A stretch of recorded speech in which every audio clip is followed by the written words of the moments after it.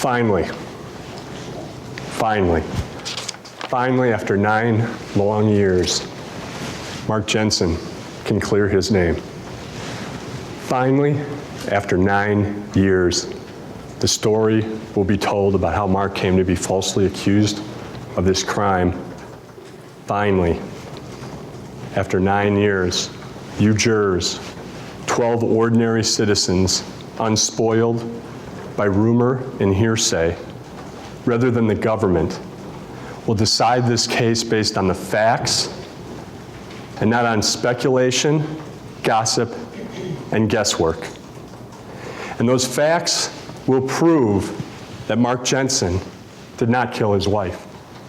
And those facts will prove that Julie Jensen was suffering from depression and despair, and that depression and despair caused her to take her own life.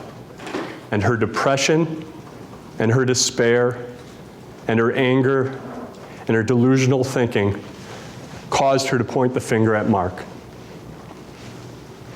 And the police and the medical examiner and the state of Wisconsin followed that lead without a second thought.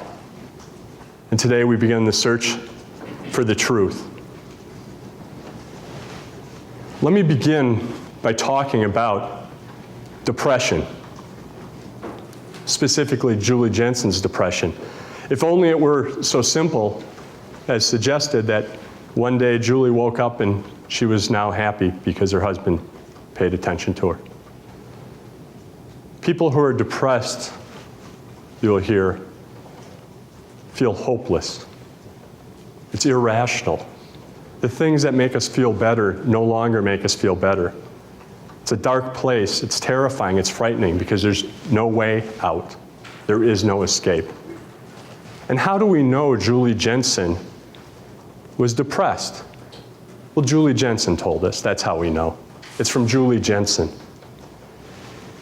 And let me give you, just to give you a little idea of the framework to follow along.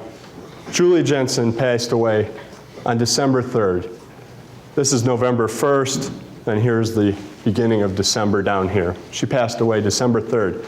On December 1, 2 days earlier, she went to see Dr. Richard Borman. You'll hear from Richard Borman in this case. And Julie herself made the appointment on November 30th for December 1st. And she went to Dr. Borman, and she drove there by herself. She met with him privately in his office in the confidential patient-doctor relationship that we're afforded in this country. And in the privacy of that office, what she told Dr. Borman is, I am depressed. I am miserable. I can't eat. I'm losing weight. I don't sleep.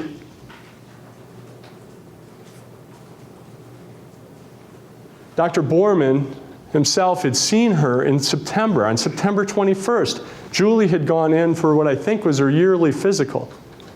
And at that time, again, alone, in the privacy of the doctor-patient relationship, she told Dr. Borman she was depressed. But what Dr. Borman saw in December was far cry from what he had seen in September. She was frantic. She was crying. He was fearful for her condition, believing the likelihood of a major depressive disorder. She related that she had marital problems. She related that she did not want to be institutionalized because of how it would look and because of her kids. And Dr. Borman, who had seen Julie for several years and had seen her in September, saw that there was a major change in her condition.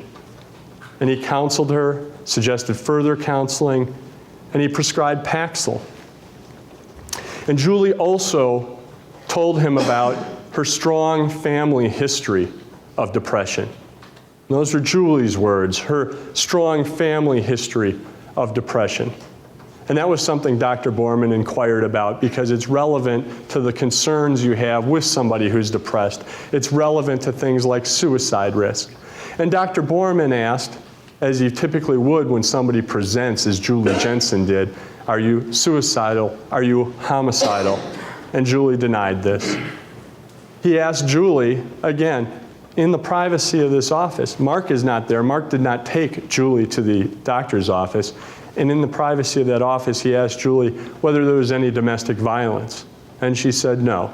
And she expressed no fears of her husband or any of those kind of concerns. And by the way, in this case, you will not hear anybody who will ever claim that Mark Jensen was ever physical with his wife, ever. You will not hear that. In fact, you will hear the neighbors, the Voigts, who lived next door to them for maybe 7 years, saying that they couldn't really remember an argument. They remembered one time Mark seemed a little mad when he left the house, but there was no yelling or anything like that. Not to say they didn't have arguments, but this was not a volatile situation. Mark Jensen was not a physical man. This was not domestic violence. Julie Jensen also told Dr. Borman that she had been treated for depression before. And indeed, in 1990 and 1991, she had seen a psychotherapist in Kenosha whose name is Paul DeFazio. And she saw Mr. DeFazio then, and as in 1998, I think she began seeing him in the late summer or fall, that is, as in 1998, depression seemed to arise. And some people do suffer from what's called seasonal affective disorder. Short is SAD. And Julie Jensen apparently was one of those people, or at least it was reported by Mr. DeFazio back in 1990. And in 1990, Julie expounded about her strong family history of depression. And she had told Dr. Borman that she was fearful of ending up like her mother. I mean, that was her fear. And she had told that same thing to Mr. DeFazio, that she did not want to end up like her mother. And I think it's even between the time of seeing Mr. DeFazio and Dr. Borman that her mother had passed away. Her mother was an alcoholic. Her mother had drowned in a pool under uncertain circumstances. On what should have been Julie and Mark's happiest day of their life, their wedding, or actually at their wedding rehearsal the day before, Julie's mother, suffering from alcohol withdrawal, had passed out, fallen over backwards, and on the wedding day, visited her in the hospital rather than at the wedding. And Julie was fearful about that. And she had told Dr. DeFazio that she had had earlier counseling when she attended college at UW Parkside. And Julie started out at Parkside, and so that probably would have put it around her freshman year in college when she first had counseling. And then she went to UW Oshkosh to pursue a nursing degree. And she came up, I think, about a semester short. She was a smart woman. She got good grades at Oshkosh, and she knew about the medical field. But back to 1990 and 91, when she was seeing Mr. DeFazio, she reported those fears to him, and the condition was sufficiently of concern to Mr. DeFazio that he referred her to a local psychiatrist, Dr. Nguyen, who prescribed Prozac. And Julie was on Prozac for a period of time. And Mr. DeFazio also had occasion to see Mark. Mark came in to help. That's not unusual for a therapist to want to also see other family members so that they can work out a plan together. And Mark, Mr. DeFazio felt, was overwhelmed by the situation. He frankly wasn't very well equipped to deal with it. Mr. DeFazio didn't know whether Mark Jensen just didn't understand the severity of the problem or just couldn't comprehend it, as sometimes people struggle to do when someone else has depression. He just really wasn't very well equipped. But he showed up. He did what he could. Mr. DeFazio described him as a quiet man who, again, showed up but felt somewhat overwhelmed. And so Julie Jensen then was on Prozac at that time in 1990, 1991. She stopped going in 1991. That was her decision. And it was around that time that she began an affair.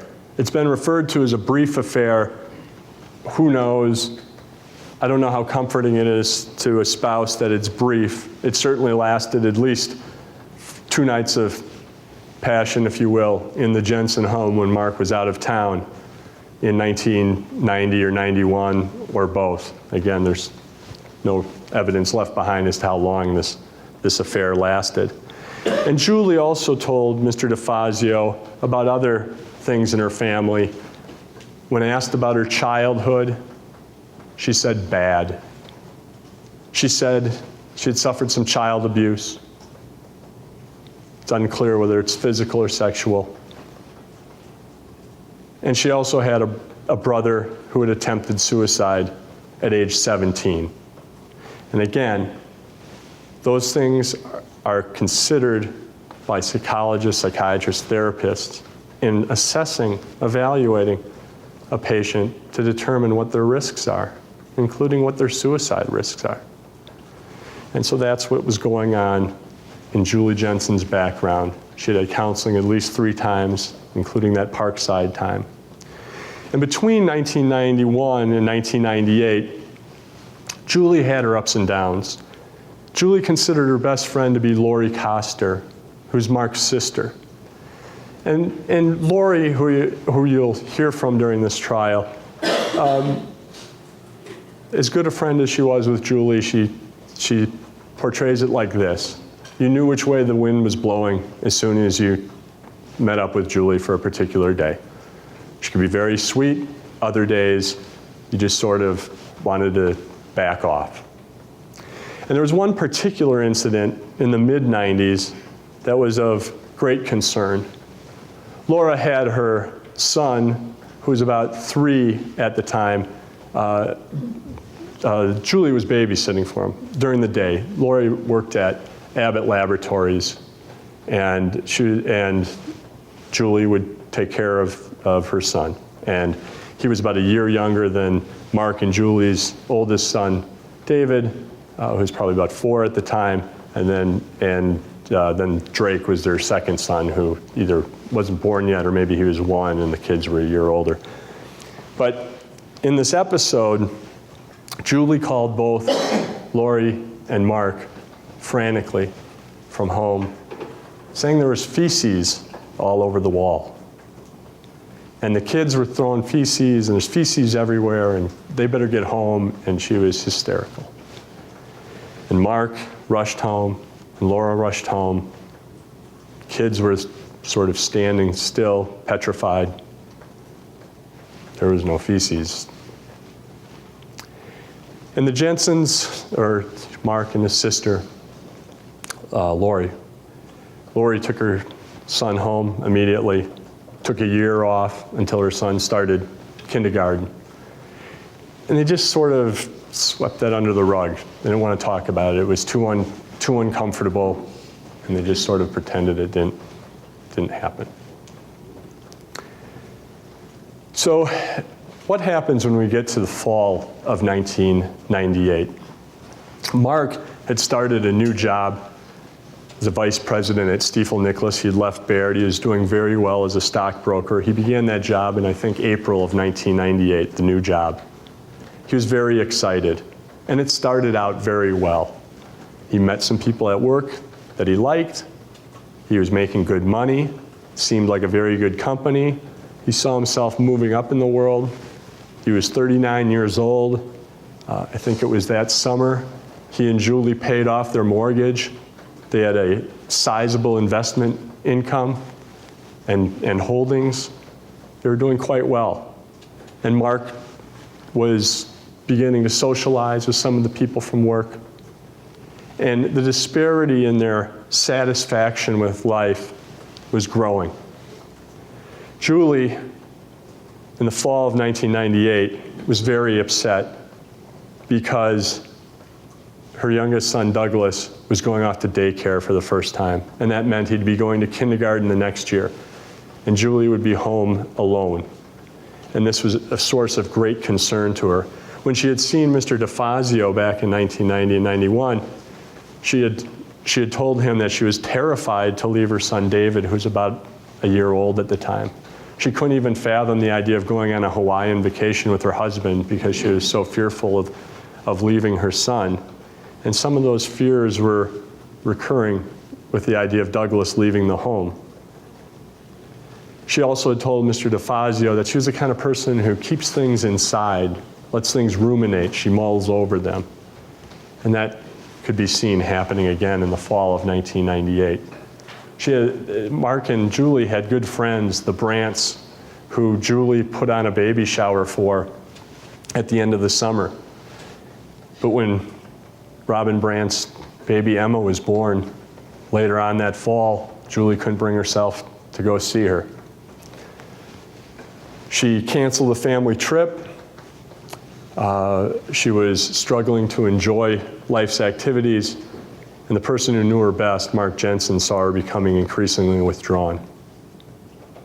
Now again, I said, Mark's life was heading in a different direction. And as you've heard, there's certainly no dispute. Mark, toward the end of the summer, beginning of the fall, began seeing a woman from work who worked in the St. Louis office, Kelly Labonte. And they saw each other a few times that fall, and they had a sexual relationship. And Mark was struggling to deal with those feelings and with his wife. Didn't mean he didn't love his wife. It didn't mean he didn't care about the depression. There was some conflict there. And Julie found out about that affair. And she acted as many spouses would in that situation. She began spying. I don't say that pejoratively or negatively. I mean, she began looking a little bit more into his activities. And she'd look at his emails on the internet. She'd look up business associates. She looked up Kelly on the internet, and you'll see that. Is there evidence of poisoning on the computer? You bet. You bet.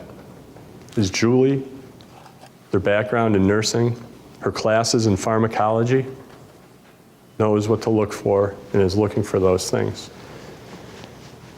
I won't spend a lot of time on the computers now, but that's embarrassing.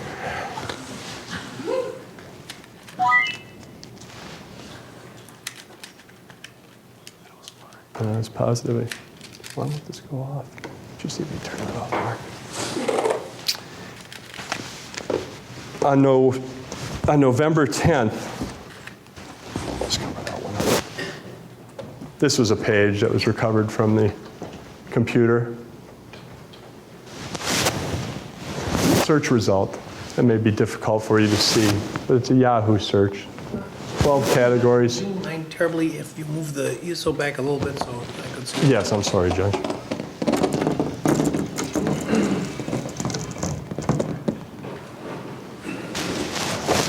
Thank you. I think my other ones will be. Add more. What's that? Or even just move the, yeah, that'd be great, thanks. Can everybody see? And these, I don't expect you to read this, and we've got, it's the web page, and we have the categories and sites for suicide. There's a search here for suicide on the internet. And there are searches for Kelly in the company directory. And these emails are not emails being created at the Jensen home.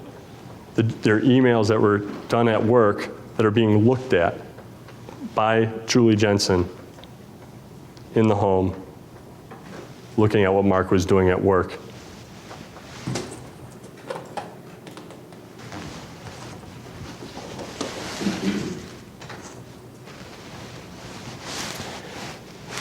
Some other things going on in 1998 in the fall. Julie Jensen's and Mark's son, David, he was in the 3rd grade. Julie was a parent helper. She came in on Wednesdays for an hour and a half.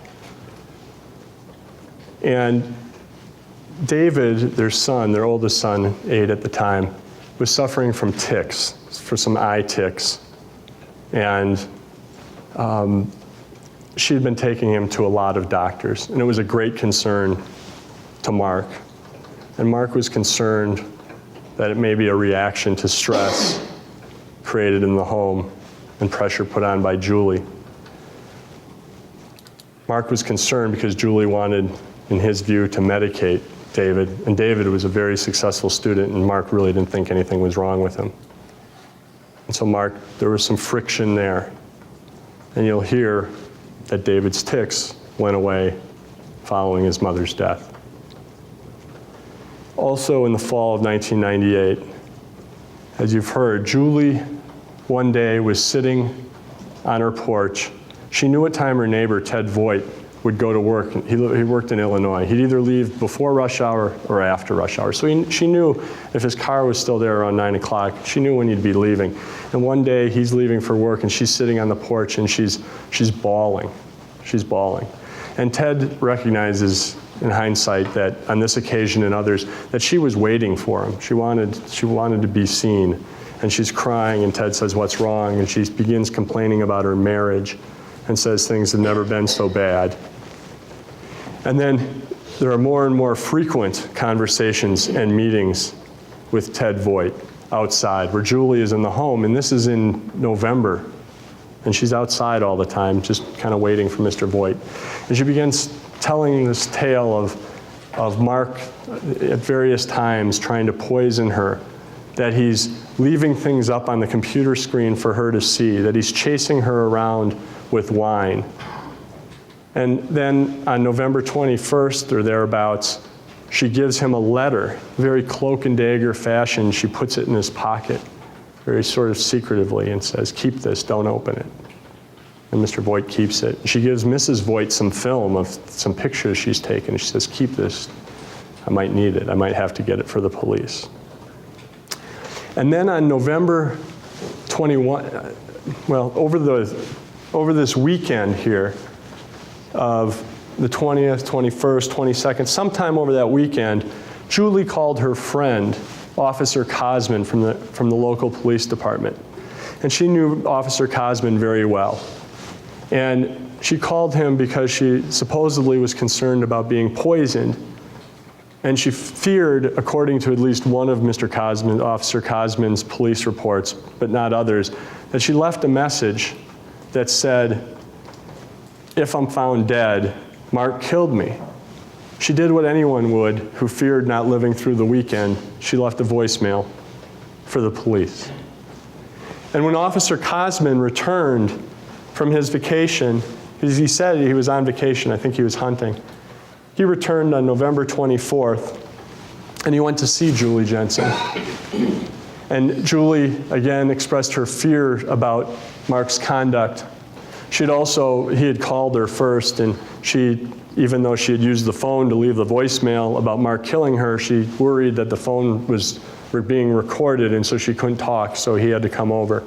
And he came over, and she went, and she got the film for him, but not the letter. And he took the photos and developed them and didn't see anything. She said, "Mark is making it look like a suicide." But the notes that she photographed said things like aspirin, razors, there was syringe on it, but she acted like all of those things were somehow like a suicide, and understandably, Officer Cosman didn't see it. So that's on November 24th, she expresses those concerns to Officer Cosman. And then beginning on the 25th, she tells Teresa DeFazio, her son's teacher, the third grade teacher, that she fears being poisoned. And Teresa DeFazio offers shelter, just as Mr. Voigt had offered a home of theirs for her. And Officer Cosman had suggested getting shelter. And again, Julie refused all that. By this weekend, she was extremely emotional. She was telling Mr. Voigt, that she wasn't eating at all. Indeed, you'll see weight loss is something that doctors will look for to gauge depression. And from the time that she saw Dr. Borman in September until December 1st, she had lost something like 8% of her body weight, I think it is. And then she lost a few more pounds before her death. and she wasn't eating, and she told Mr. Voigt she hadn't been sleeping for days. And that was her condition when she alone went to go see Dr. Borman.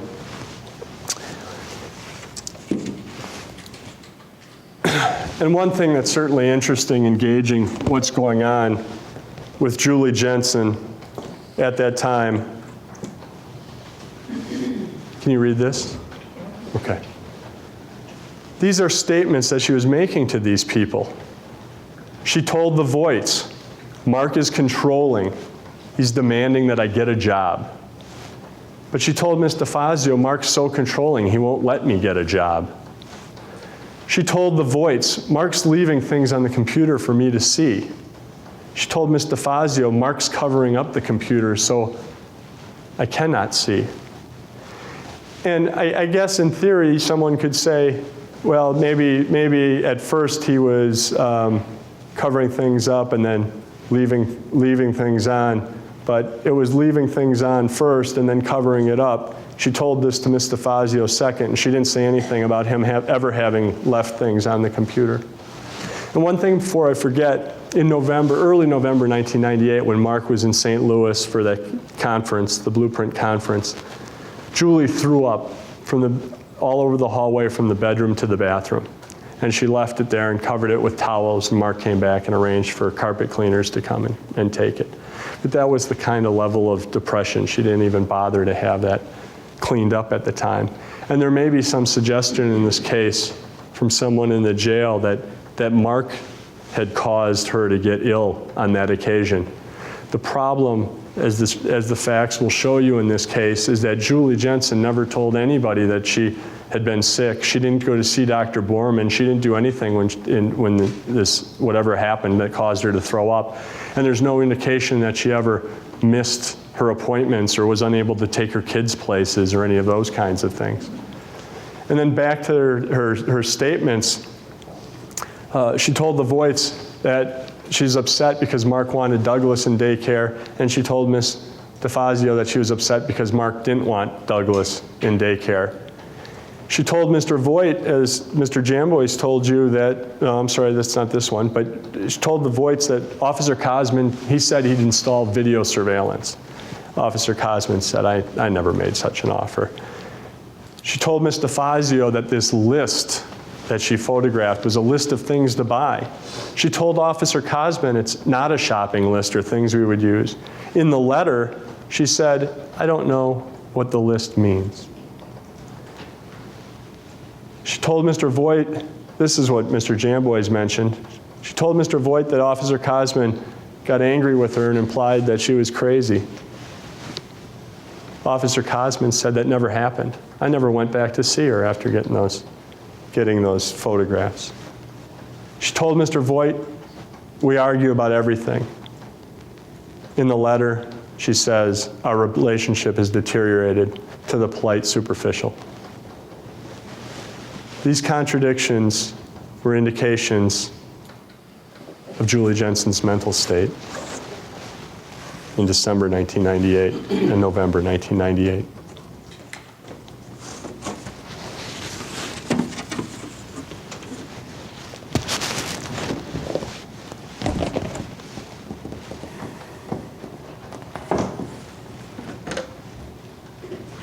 Here is the letter. She asserts it was written on November 21st. She provided it to her neighbors and said, keep it in case something happens to me. Is that something someone who's fearful of being murdered would do, or something that someone who doesn't want help would do?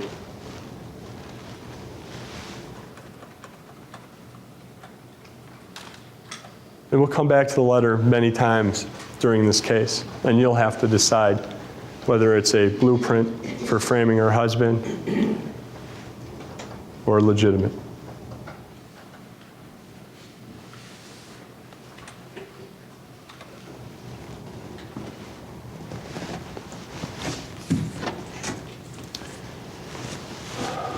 The week in which Julie Jensen died, on Monday, November 30th, she had karate with the kids, and Mark's sister was there.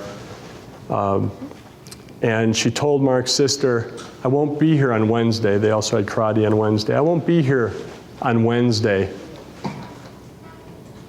because I'm going to the doctor tomorrow and he's going to give me some medication that I'll have a reaction to and I won't be able to make it. On Tuesday, she goes, sees Dr. Borman. Late that night, sometime after midnight, she begins acting intoxicated. Mark sees her acting very oddly. Mark can't figure out why this is the case. He speculated, as anyone would, that it's the new medication she began taking that day, the Paxil. So they both went and they looked up on the internet, they looked up Paxil and possible side effects. They printed those things off. And the next morning when Julie still wasn't feeling right and was still acting unusually, Mark went off to see Dr. Borman. He went to see Dr. Borman and told him that Julie was sick and he thought it was probably the side effects from the Paxil. He didn't know what Dr. Borman's reaction would be. He didn't know whether Dr. Borman would say, call the ambulance. He didn't know whether Dr. Borman would say, take her to the emergency room. He didn't know whether Dr. Borman would say, I'll stop by on my way home. He came and he told Dr. Borman that there was a problem. And Dr. Borman prescribed some Ambien. That morning, while Mark was going to see Dr. Borman, Julie Jensen called Mrs. Voigt, the neighbor. And she said to Mrs. Voigt, don't worry if you don't see me outside. I'm okay. The medication's affecting me, but Mark's taking care of me. But she called her and said, don't worry if you don't see me outside. I don't know that it would be so unusual to not see a neighbor outside on a particular day or that it would put up warning signals. But it would be like someone who was worried about their house burning for a long time. And then when the smoke started, they called the neighbor and said, don't worry, we're having a barbecue. You can ignore the smoke. And Julie was sick the rest of the day, December 2nd. And she became sicker on the morning of the 3rd. She was having difficulty breathing. Mark saw that. David saw that. On Wednesday, she also had written a note to Ms. DeFazio saying she wouldn't be in for school that day. And on Thursday, Wednesday and Thursday, she insisted that Mark not get her help. And he did. He shouldn't have followed those instructions, but he did.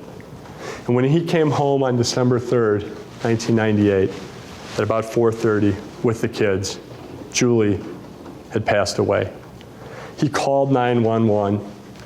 I wish we had that tape. It's been destroyed.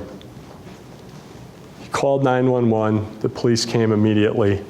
Officer Riley, one of the first officers on the scene, will tell you that Mark was crying. His nose was running. He was holding the phone, seemingly confused about how to use it.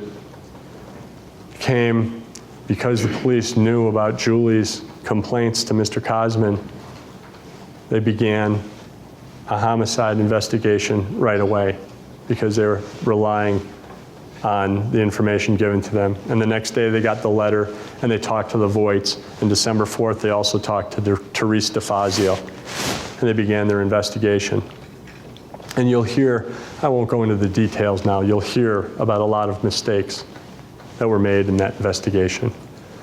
And on December 17th, one of those mistakes was Detective Ratzberg. He's right here in the front row. Detective Ratzberg, who had seized the computer among other items, was with a state computer expert. And the computer expert told him, what you cannot do to do a forensic analysis of a computer, you can't just turn it on and start looking. As soon as you turn it on and manipulate the information, you'll have tainted the information forever. It changes what's on the computer. It deletes some information. It modifies other information. What we have to do, as Mr. Jamboy's told you, what we have to do is go get a mirror image of this hard drive so we have the original pristine, and then we can use the software that we have to do the examination of the computer. And Mr. Ratsburg said, "What do you know?" Turned it on, forever tainting that computer. The medical examiner who originally was assigned to this case was Dr. Michael Chambliss. The medical examiner of Kenosha County at the time was a woman named Dr. Maureen Lavin. But for whatever reason, Dr. Chambliss was hired privately to begin doing the autopsy in this case, and he did the initial examination and saved tissue samples and things like that. But for some reason, maybe a month or so later, the case was put into Dr. Lavin's hands, and she was the one who handled it. And she's the only medical examiner who has ever written up a cause of death in this case. And Dr. Lavin was not board certified. Generally, medical examiners are board certified in forensic pathology. She was not board certified and never became board certified. And in fact, ultimately, in June 2004, as this case was scheduled for trial, one of the earlier times, Dr. Lavin was fired at the request of Mr. Jamboys because they had a dispute over this very case, and she was fired as the medical examiner. Well, Dr. Lavin did a microscopic examination of the kidneys in this case and saw these oxalate crystals that are a telltale sign, or at least a concern, for ethylene glycol poisoning. And she sent the blood to National Medical Services, and they did the testing, and there wasn't enough in the blood to meet their threshold. They didn't find ethylene glycol. So she sent the blood and the gastric samples, that is the contents of Julie Jensen's stomach, to St. Louis University, which is supervised by a Dr. Christopher Long, who did testing in this case. And he tested the blood and found, again, a very minute amount. It would not, if you went into a hospital with that amount, they wouldn't even treat you because it's so little. It's ethylene glycol. One of the ways it acts, and in some fashions it acts like alcohol, in others not. But just like when you drink, it takes a little while for it to absorb in your blood and to feel the effects, and then it slowly becomes eliminated from your blood until suddenly there's not much there. And there's very little in Julie Jensen's blood. And he also tested the gastric contents, the stomach.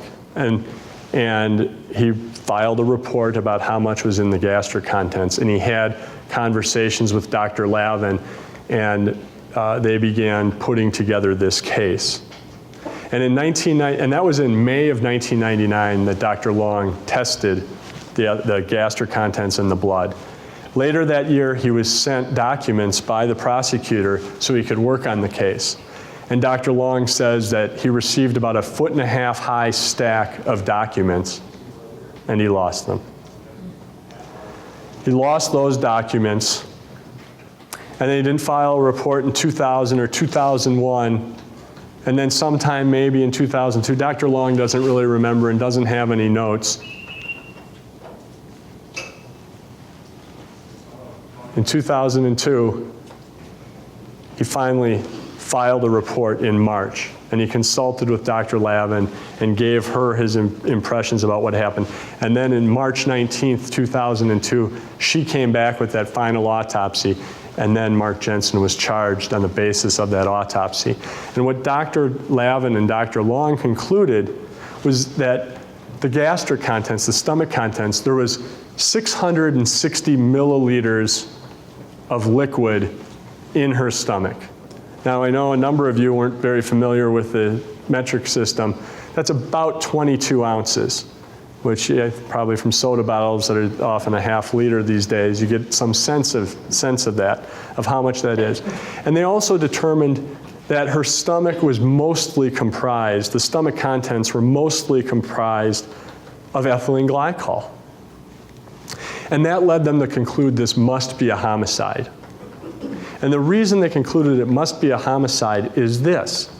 Because the ethylene glycol, if it had been administered, say, a day earlier, and she had drank 22 ounces, most of it would have left the stomach. She would begin processing it through the body like we all process food. But 22 ounces in the stomach suggested to Dr. Long that it had just, right before she died, she had gotten this big dose of ethylene glycol. But there was crystals, and those crystals had to have come from an administration 24 hours earlier or something like that, at least 12 hours, some earlier ingestion, and that's what would have killed her. So he surmised that someone had to dump it down her throat, and that must be a homicide because there was no bottle of ethylene glycol. There was no way she could have hidden it, and she must have been so sick at that last moment, and she went to drinking 22 ounces. And that she couldn't hide the bottle, and the police didn't find antifreeze, which he thought was important. And he found it important that there wasn't any antifreeze in the sink traps. Here's part of Dr. Long's report. He says this appears to be a homicide for the following reasons. Ethylene glycol was not present in the house. You'll hear from Detective Ratzberg, he didn't look for ethylene glycol, which you might look for in the garage, but he didn't look for it at any rate. He did not take all the glasses and cups in the house. He did not look, even though there was a suspected poisoning, he did not collect all the items to even search for ethylene glycol or any other toxin. Her stomach contained significant amounts of ethylene glycol, showing it occurred at the time of administration. She would have been too weak to drink the volume of ethylene glycol without help. That again, she couldn't have drank in a bad condition 22 ounces, or maybe he didn't say it was all ethylene glycol, but some substantial, 20 ounces, what have you, a very, very large amount. Multiple doses. All this depends, all of Dr. Long's findings depend on this being a very large dose of ethylene glycol, that the stomach was mostly composed of that.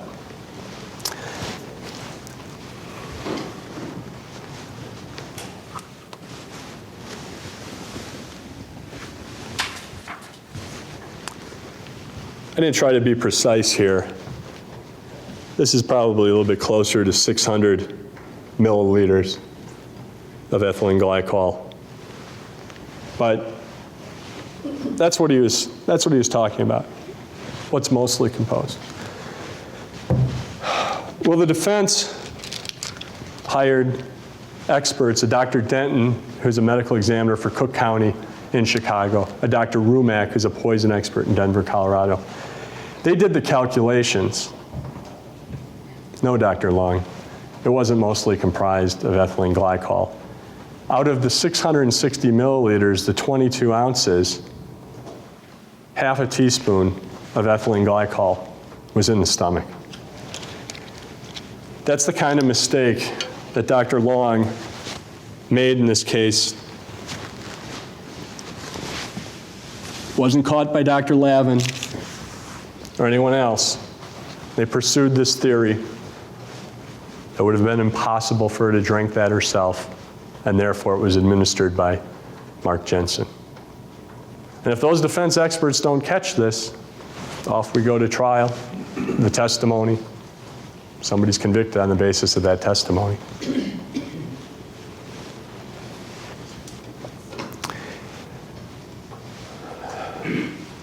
There's a later expert, a Dr. Mainland. She became the medical examiner after Dr. Maureen Lavin. And I don't know what she and Dr. Long will have to say at this trial, because it appears that their theories have continued to shift. It shifts to so it meets the standard to point the finger at Mark Jensen. As I noted, Mark was charged in March 2002. Many of the witnesses against him were obtained by the state July, August, September of 2007. And some of those witnesses are witnesses who were in the Kenosha County Jail, criminals. You'll hear about them, and you'll have to judge their credibility And that happened after a new judge changed Mark's bail, although he had never had a bail violation that anyone ever knew about in the 5 years that he was out on bail. I don't know if you'll hear from all of these people. We heard from Mr. Jamboys. You're going to hear from Aaron Dillard. You're going to hear from Big Dave Thompson.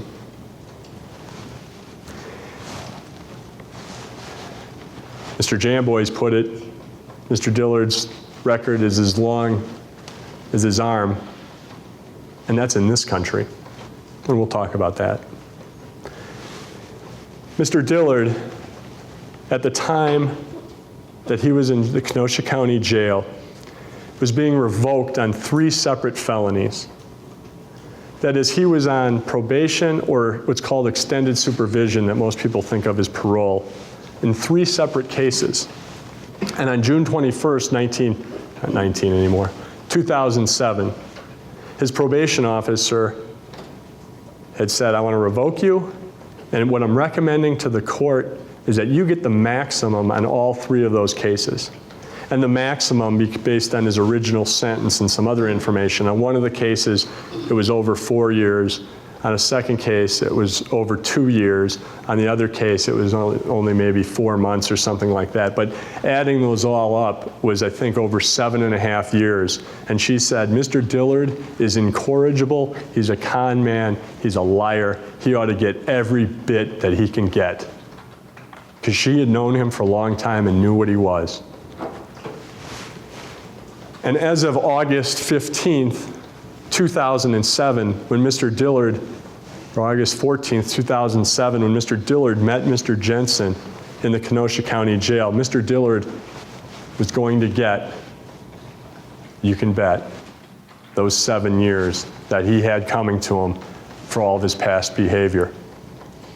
When Aaron Dillard comes to talk to you, he won't be coming in handcuffs.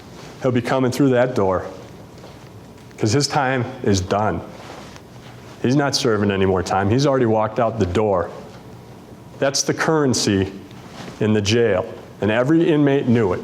Mark Jensen, in a high-profile case, he was your ticket out, and Aaron Dillard knew that better than anyone.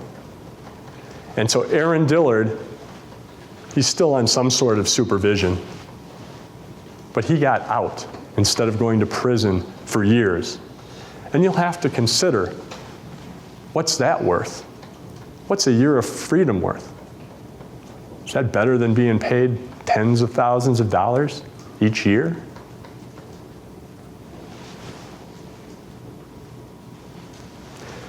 Mr. Dillard still is facing new charges. He's facing prison on one count, jail on another count, and those cases have been postponed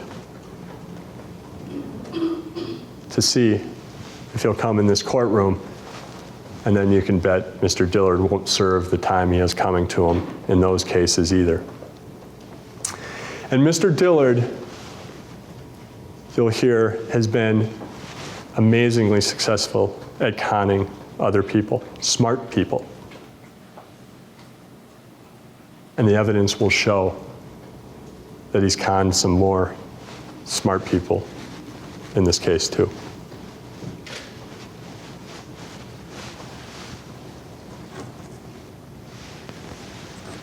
I should leave this up as I talk about Mr. Thompson. Mr. Thompson came into the Kenosha County Jail on a federal bank robbery charge. He heard about Mark Jensen on his way to the jail from another inmate, Mr. Bush. He heard all about Mark Jensen. And by the way, Mr. Dillard, he'll tell you, when he came into the Kenosha County Jail, he knew all about Mark Jensen's case. He had been reading about it. He had been studying it. He was prepared. And Mr. Thompson heard from Mr. Bush about Mr. Jensen. And Mr. Thompson's how do you do to Mr. Jensen was that. He hit him. I don't know. I don't know what he goes. I think he's about 280, something like that. They punched Mark Jensen. First time Mark got hit in the jail? Nah. No, there were others.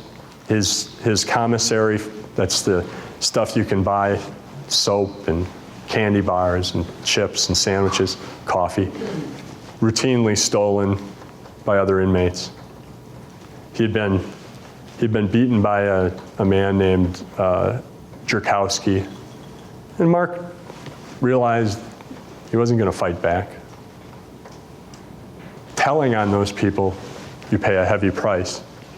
And Mark was present in mid-August when a man named Michael Clark was beaten with a sack full of dominoes over and over again by 2 inmates. And when the guard came and Mr. Clark started saying it was Mr. Jerkowski, Mr. Jerkowski went running back in and right in front of the guard began hitting him over the head with a sack of dominoes. That's what life was in the Kenosha County Jail.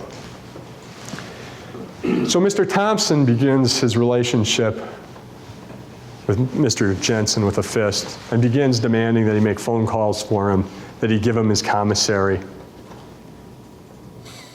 Mark complies. It's easier than being hit. And then Thompson takes a new tact. And early on, almost as soon as he's there, he writes a letter to his common-law wife, I guess you'd call her. Or you could call her bank robber accomplice, whatever your choice is. But he calls his common-law wife and says, or he writes her a letter, and he says he's going to finally do something for himself. Finally do something for Mr. Thompson. And that's try to get credit for Mr. Jensen and try to get credit for somebody else in Milwaukee. And that's what he set out to do. And so he started trying to extort money from Mr. Jensen, and these phone calls, about $500, he was extorting Mr. Jensen. And then after playing the extortion game for a while, and Mark struggling, because this is now more, other people were having him put money on the books. They wanted $20 or $30, or they just wanted his commissary. Now this guy wants $500, and maybe another $500 later on. And he has to talk to his parents, and doesn't know what to do.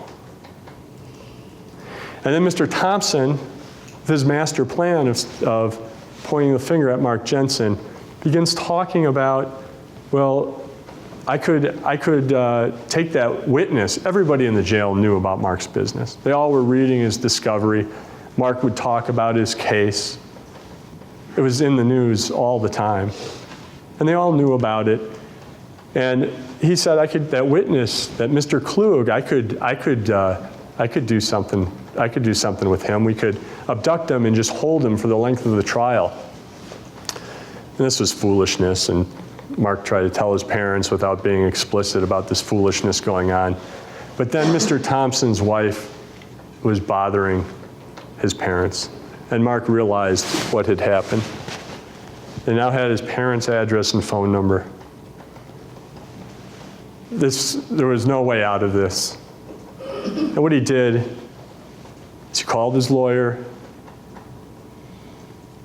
and me, Mr. Jamboys, went to Judge Schrader's chambers, and I said, Mr. Jensen's being extorted.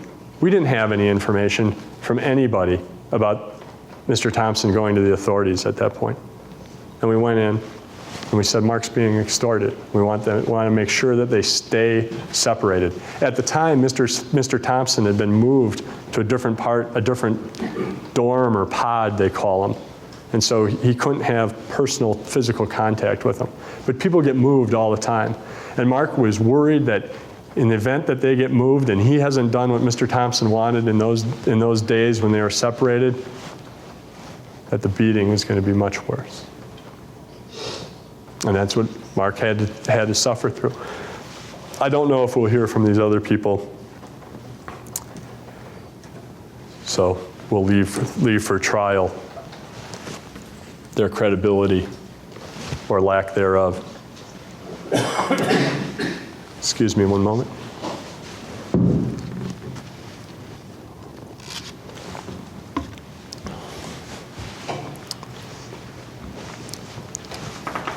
The other new witness was Edward Klug. Mr. Klug was in St. Louis at this Blueprint conference with Mark Jensen in early November 1998. Mr. Klug was drinking heavily, by his own admission, over 10 drinks. There were a lot of people there. They stayed up all night until 2 a.m. And Mr. Klug says that at 2 a.m. or thereabouts, it was just him and Mr. Jensen. Well, at least that's what he said last time. I'm not sure what he'll say this time. And that even though in his entire life, before 2 a.m. that night, he had spent maybe 20 minutes talking with Mr. Jensen. He says he had never had a personal conversation with Mr. Jensen in his entire life. And his claim is that Ed Klug brought up what I think he called wife bashing, something that apparently he frequently engages in, bad-mouthing his wife. Things weren't going well for Mr. Klug. He had sort of had an affair. He's worried about divorce. And then he now says that Mr. Jensen was talking about killing his wife. Well, Mr. Klug did not come forward in November 1998. There was some statement about, he told his secretaries, well, one secretary, his assistant of 10 years, when asked if Mr. Klug ever said anything about Mr. Jensen talking to Mr. Klug about killing his wife, said no. She'd remember that if she had heard that. And the other person, when she gave a statement to Detective Ratzberg, she said, I have no knowledge of a conversation Mark had with Ed Klug in St. Louis regarding killing his wife. They didn't back him up. And his longtime assistant, his 10-year assistant, she's been asked, and I expect her to say this in court again, do you have an opinion as to Mr. Klug's character for honesty? She said she did. And it was bad. Her opinion of his honesty was bad. She's asked if she knew his reputation in the office for honesty. His 10-year assistant. Not good. She also characterized Mr. Klug as an attention getter. And so Julie Jensen then passes away in early December 1998. Mr. Klug hears about it immediately, as does everybody in the Stiefel-Nicholas world. He doesn't go to the police. He doesn't do anything. He doesn't do it for 1999. He doesn't talk to anybody. He doesn't do it in 2000. He doesn't do it in 2001. In 2002, when Mr. Jensen was charged, he said he called the police, but they didn't take a report. He says he called the DA and left a message, but they didn't have any record of it. And he says that all he said at that time was, I knew Mr. Jensen, we worked together. He doesn't say anything. He makes calls to the police in 2002, and he doesn't say anything about killing his wife, which I would guess would be the main piece of importance. He just says, I knew him. He doesn't talk to anybody in 2003, 04, 05, 06, 07 until July 27th when he gets a call from the DA's office. And I can imagine Ed Klug talking, I know Mr. Jensen, and this story getting a little bigger as time goes by, because Mark's a little bit of a celebrity, notorious figure in the Stiefel world, and Ed keeps talking. And now the DA calls him, and Ed's cornered. And it's either lose face or come and tell his tale. And you are going to have to decide Mr. Klug's credibility. You're going to have to decide whether his word is the kind of word that you would rely upon in deciding the most important affairs of life. Where do I get that language?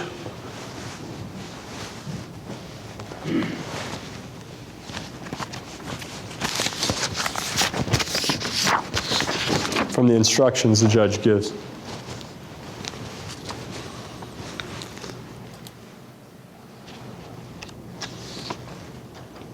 It means, reasonable doubt that is, reasonable doubt means such a doubt as would cause a person of ordinary prudence to pause or hesitate when called upon to act in the most important affairs of life.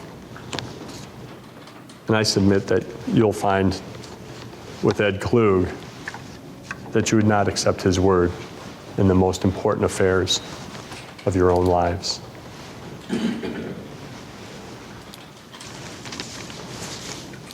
One more portion of that instruction I did want to highlight. In considering reasonable doubt, you can consider evidence or lack of evidence. You'll see on many points there's a lack of evidence from the state establishing its case beyond a reasonable doubt.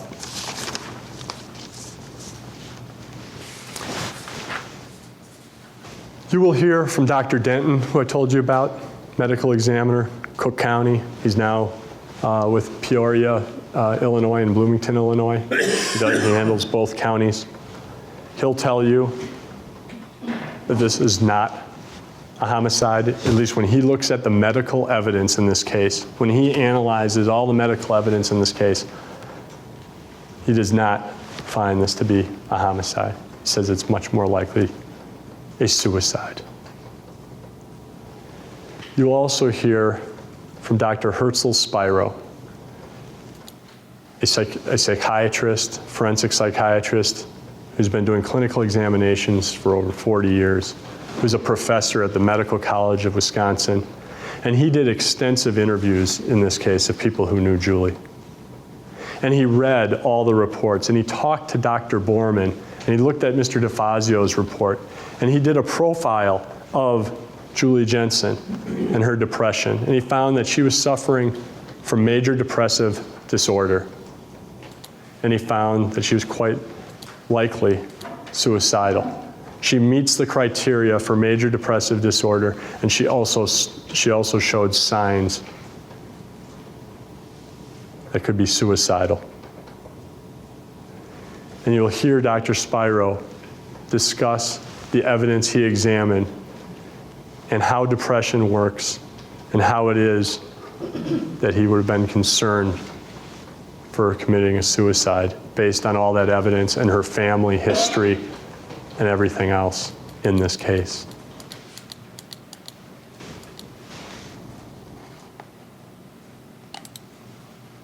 Certainly one big question in this case is that Julie Jensen was telling lots of people that she feared being poisoned. She feared her husband was going to kill her. She didn't think she'd live through this weekend. She can't eat any food in the house. She's so fearful of being poisoned.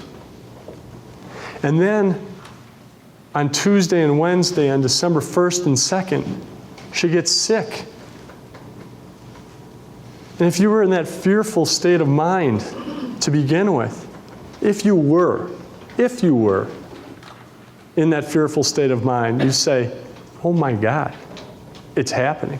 What I've been fearing for weeks is happening. I am sick. Something's gotten into my food. Something's gotten into my drink. Somehow, some way, I am poisoned. I have to do something about it. And I suppose in some case, there may be some situation where some poor person would be poisoned and couldn't do anything about it, had no options, alternatives. Julie Jensen did not want or need any help. She poisoned herself, and therefore she did not want or need any help, and she turned it down at every turn.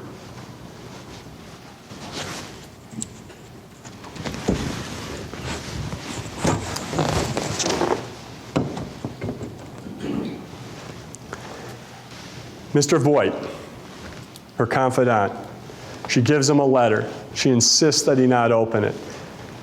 She tells him not to tell Mark.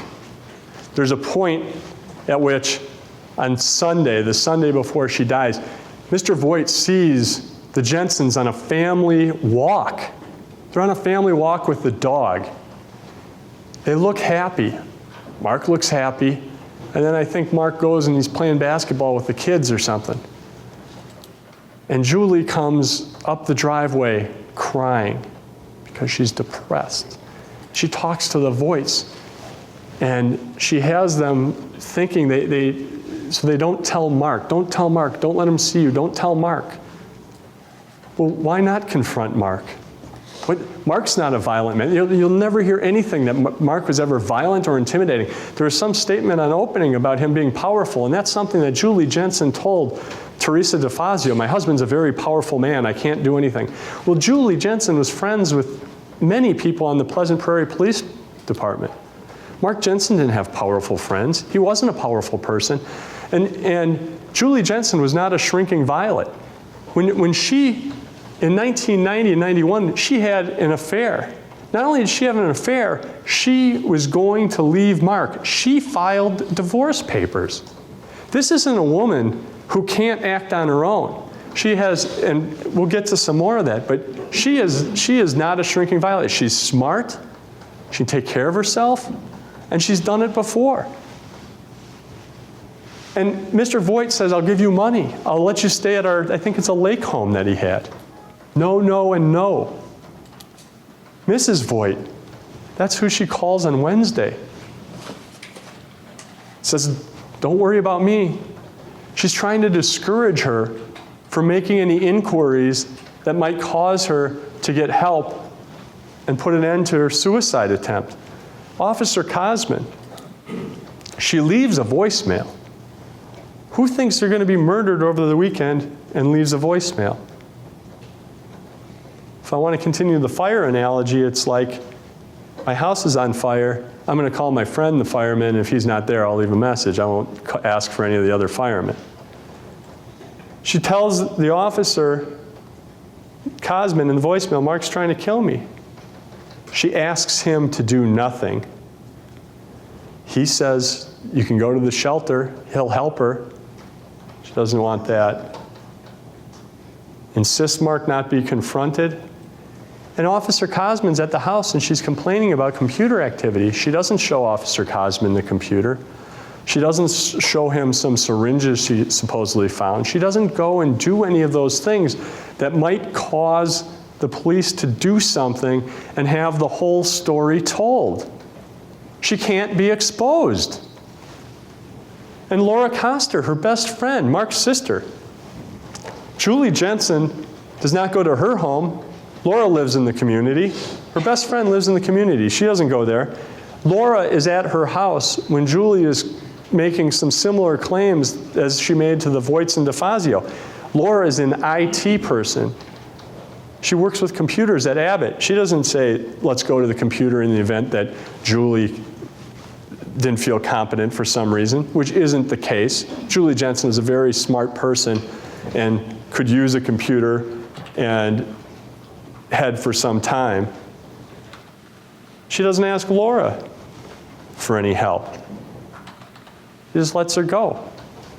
And then she tells Laura, as I said, on Monday, she says, you won't see me here on Wednesday. Just another way saying, I know you might be concerned, don't worry about me. And I think she even has a phone call with Laura. The phone record suggests that on Wednesday and doesn't tell her anything. Dr. Borman, a medical doctor who asks about domestic violence, who's there to help. She's been seeing him for years. Denies the domestic violence. She expresses no fear of Mark. She asks for help. Can I have antidepressants? I'm miserable. I'm depressed. I'm crying. That's the help she asked for Dr. Borman. But Dr. Borman could have helped her. Dr. Borman will tell you he sees lots of people for psychological issues. And he also refers women who need help. He refers them for help. Ms. DeFazio, the teacher, she tells her not to tell anyone. Don't tell anyone. Why would you want this to be a secret? She's telling everybody, don't tell anybody. She sends a note on Wednesday morning. She gives a note to David, says, give this to Ms. DeFazio. Ms. DeFazio reads it and it says she's not feeling well. She could send the note, say, I need help. Ms. DeFazio offered shelter and assistance. The letter, what protection does a letter provide? Open it after my death? I mean, that stuff's out of the movie. It's something contrived that somebody would concoct. I can understand if, if it's your last breath and you scratch out a note, sure. But get help. She writes a letter that won't help her. It will just point the finger at Mark, and you'll see that it's a roadmap to point the finger at Mark. She doesn't give it to the police. Why give that letter to the neighbor and not the police? She insists that they don't open it. Some other things, Julie has money. She runs the checking account. She has a checkbook. She has a car. She can take the kids when Mark is at work. I mean, Mark's not watching her every move. She doesn't ask her son David for help. He's there with her. He's 8. He's young, but he could get help. She doesn't contact her own family.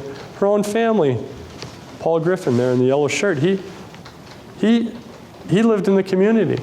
She didn't call him. She did talk to Paul's wife, Jill, 5 to 7 days before she died. She talked about how angry she was at Mark. Angry at him. Thought he was having an affair. He was out carousing. Thought he was drinking, socializing with the people he worked with. It was anger she expressed. She didn't ask for help from the people in the community. And her brother Pat Griffin, she talked to on the phone in late November, about a week and a half before she died. And they talked about him buying her car, which he ultimately did. She said, "I'll sell you my car." Didn't ask him for help.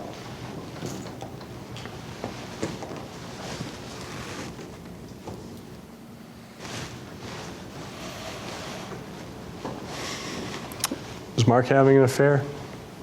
Yes. The way to handle that? Divorce. There was nothing here for him to act upon. Julie Jensen did not want or need help because she poisoned herself.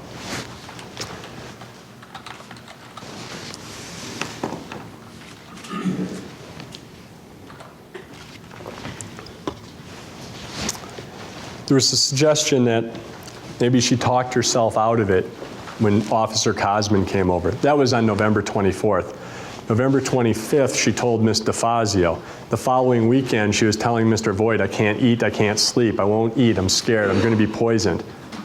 There was no talking out of it. The evidence will show she maintained her delusions and her desire to take her own life throughout. Now I'm basically done. I will present evidence in this case through cross-examination, and I can almost guarantee I'll call witnesses in this case.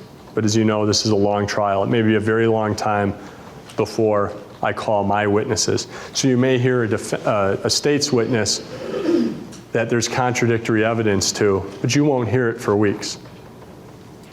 Why am I telling you this? I need you to keep an open mind. I need you to hear all the evidence. I need you to wait and hear it all.